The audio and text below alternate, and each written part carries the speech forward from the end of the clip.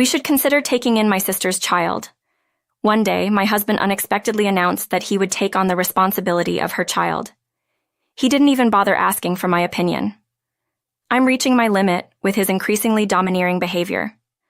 I have to do something about this situation for the sake of my daughter and myself. My name is Lisa. I've been married to Mark for 5 years, and we've been together for 7. We have a lovely daughter named Emily. She is 3 years old and has just started preschool. Life is simple, yet peaceful and happy. I wouldn't trade my life with Mark and Emily for anything. Then one day, Mark's sister Sarah got divorced. Sarah and her husband had a 4-year-old son named Lucas, and Sarah took custody. But it seems taking care of the child was harder than she thought. Soon after the divorce, Sarah left a note and disappeared, leaving Lucas at her parents' house. Mark and I were called to his parents' house for a family meeting. The first thing his dad said was, "Mark, Lisa, could you please take care of Lucas?" I couldn't believe my ears. "Wait, you want us to take care of Lucas? We're getting older, and it's getting tough for us. You already have Emily, right? What's one more child?" That's a bit much. Mark's parents have high blood pressure and frequent doctor visits. His mom even had a stroke before, so I knew they weren't in the best of health. I know it's hard for both my father-in-law and mother-in-law, but we have Emily, and taking on another child is just too much. Mark and I both work, so it's not like we're struggling financially, but that's beside the point. We're busy with work and already exhausted from taking care of Emily and managing the household. We can't possibly take care of a growing 4-year-old like Lucas. I decided to be straightforward and declined right there. "I'm sorry, but we can't take Lucas in. We have Emily and we're both busy with work." His dad wasn't moved by my words and kept pushing. "I'm really sorry. We want to help, but we can't." "Can't you take him for a while? We can't afford it." "I can't. I'm sorry." Then Mark, who had been silent, clicked his tongue and glared at me. "Lisa, what's wrong with you?" "Excuse me? Don't you care what happens to Lucas?" "Well, your parents could, so you're just going to dump it all on them? You're the worst." "Wait, what? How did this turn into me being the worst person here? I was just saying we can't take in another child because we have our daughter, Emily." Confused by Mark's outburst, I responded, "Wait a minute, Mark. Like I said, we have Emily." "So what? Emily is 3, Lucas is 4. They're practically the same age. Stop making a big deal out of one more child." "One more child? Do you even understand how hard parenting is? We both work. We can manage. Don't you feel sorry for Lucas?" Mark continued to blame me for refusing to take in Lucas. And what's worse, from his tone, it's clear he has no intention of helping out. I'm a parent too, and I do feel sorry for Lucas, but parenting requires a lot of commitment. Mark has never really helped with Emily or the housework. I've been the one doing everything. If we take in Lucas, I can see it all falling on me. I have to stop this. Look, I can't do it. I can't give Lucas the same love and attention as Emily. What? He's my sister's child. How can you say that? Remember what I told you before? Lucas has been toward Emily. Oh, that story again. Yes, there's another reason I don't want to take in Lucas.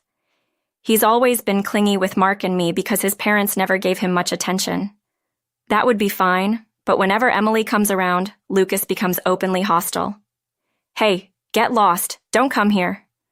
Emily always starts crying at Lucas's words. "Stop crying. Go away, you ugly kid." He's thrown toys at her and even pushed her down multiple times. Even if he's just 4, I can't stand how Lucas harms my precious daughter. If we take him in, he'll surely target Emily again. I have housework and a job. I can't watch them every second. I've tried to explain this to Mark multiple times. I don't have the confidence to care for Lucas properly. I don't want to start something I can't finish. What? Just try harder. He's my sister's child. He's no different from our own. What are you talking about? They're completely different. I'm already overwhelmed with just Emily. Mark doesn't lift a finger to help with our own child. He doesn't understand the challenges of parenting, so he can easily say, "Let's take him in." As much as Lucas is family, my daughter is my priority. I can't love him the same way I love Emily. The love for the child I gave birth to is unparalleled. If I go along with Mark and his parents, I'll regret it. If Lucas treats Emily coldly and she gets hurt, it's all for nothing. I must avoid making Emily sad at all costs. Like I said, I can't. If you want to take him in, you take care of him. What's that supposed to mean? We're taking him in so we don't burden my parents. That's final. Got it? Mark probably just wants to look like he's a good son to his parents. In the end, he unilaterally decided we were taking Lucas. Something has to change. Feeling this way, I took Emily and went back to my parents' home. I explained the situation to my mom, who greeted us. So that's what happened. Mark wants to take in Lucas without even listening to me. My mom frowned, clearly concerned. You've mentioned before that Mark doesn't really help with Emily, right? Yes, exactly. He leaves all the housework and childcare to me.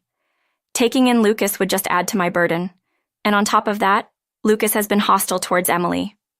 Yes, that's why I can't agree to take him in. My mom understands me well, as I often consult her about various issues. She agreed, saying, "Taking in Lucas would only make things harder for you." I spent the night at my parents' home, indulging in their care. The next day, I found a slew of voicemail messages from Mark on my phone. Running off to your parents won't change my mind. Lucas was happy when I said he could come. Don't trample on a child's feelings. You're basically Lucas's mom now. Get back here and take care of the house. His unreasonable demands left me more stunned than angry. Ignoring his messages, I turned off my phone. Mark, reaching his limit, showed up at my parents' home. I can't keep running away. I decided to have a face-to-face conversation with Mark. We asked my parents to leave the room, creating a space for just the two of us. As soon as we were alone, Mark started yelling at me. "Hey, apologize to me right now." "What? What do you mean? Why? Running off to your parents and neglecting the housework for 2 days. Apologize. Why should I? It's absurd that he expects me to do all the housework when we both work." Annoyed by his selfishness, I responded calmly, "Do you still not understand why I went back to my parents? It's because you're not listening to me." "What? I never thought you'd be so cold. Don't you feel sorry for Lucas?" Mark, catching his breath, continued, "Lucas is my sister's son." "Then let me ask you, you don't even take care of Emily.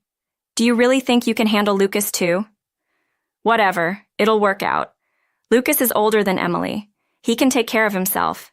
He might even be easier to handle." "That's not the point. Lucas pushed Emily before and couldn't even say sorry. He's not well disciplined. How can you say he'd be easier to handle? I can't do it." "You're so stubborn."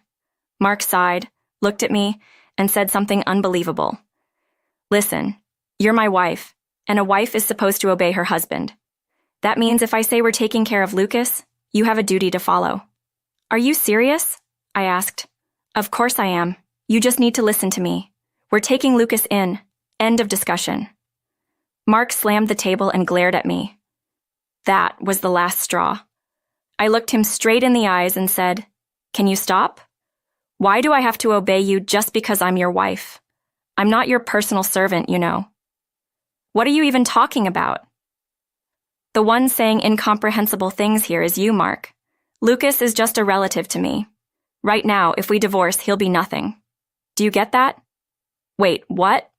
Mark was clearly shaken by the mention of divorce. "Divorce? Why are you bringing that up now? We're not getting a divorce." "Why do you get to decide that? That's up to me, isn't it? Don't tell me you think I could never dislike you because I'm already fed up. You're joking, right?" "Do I look like I'm joking? I can't take Lucas in emotionally or otherwise. It's just not possible." Mark finally seemed to grasp the gravity of my refusal. Still, he tried to maintain his composure and said, "Stop it. If we divorce, you're the one who's going to suffer." "Suffer how?" "You'll be a single mom. Can you raise Emily on your own?" "I don't see why not." "What?" Mark was dumbfounded by my unexpected answer. Regardless of him, I continued, "I've been silent about this because of your pride, but I actually earn more than you. I have more than enough to raise Emily on my own." "That can't be. Plus, if we divorce, I'll move back to my parents' home. They adore Emily and are much more reliable than someone who doesn't help with housework or childcare. What the hell is going on? Mark was stunned, clutching his head in disbelief. Realizing he couldn't win, he clenched his teeth and left without another word. I couldn't help but chuckle at the look on his face. I later found out that Mark had told his parents behind my back, "We'll take Lucas in, and Lisa will take care of him." How far will he go to save face? My refusal to take Lucas and my return to my parents' home threw a wrench in his plans. Mark and his parents were in complete disarray. "We can't take Lucas because Lisa went back to her parents. It's impossible." "What are you talking about? We already said we couldn't take him. You were the one who insisted." "That's because Lisa's not here." "Then you take him. You earn enough to support one child, don't you?" "Why should I take him? Send him back to his mom. His real mom," Mark exclaimed. We still had no idea where my sister-in-law was, and her ex-husband was unreachable. In the end, Mark had no choice but to take responsibility for Lucas. As for me, living apart from him made me realize there was no point in staying married. When I finally brought up divorce, Mark seemed to grasp the gravity of the situation. Over the phone, he pleaded, tears in his voice. "I'm sorry. I'll help with the housework and childcare from now on. Let's figure out what to do about Lucas together, okay? Please forgive me." "No, I can't." "What? Why should I believe you now? I've given you so many chances. I've asked you to help and cooperate, and you've ignored it all. It's too late to ask for forgiveness. Bye." I'm not heartless. If Mark had been helping with childcare and housework, if he had shown a willingness to work together on Lucas's situation, things might have been different. But the one who dismissed my feelings from the start was Mark himself. I'm not naive enough to believe his convenient promises. We officially divorced after that. Of course, he's obligated to pay child support for our daughter. Between taking care of Lucas and now having to pay child support, his disposable income will likely shrink. He's still searching for his sister, but with no luck so far. Apparently, he's having a hard time managing Lucas. Well, he brought it upon himself. As for me, I'm living peacefully with my daughter and parents. I do feel sorry for Lucas, abandoned by his biological parents, but I hope my ex-husband learns just how hard housework and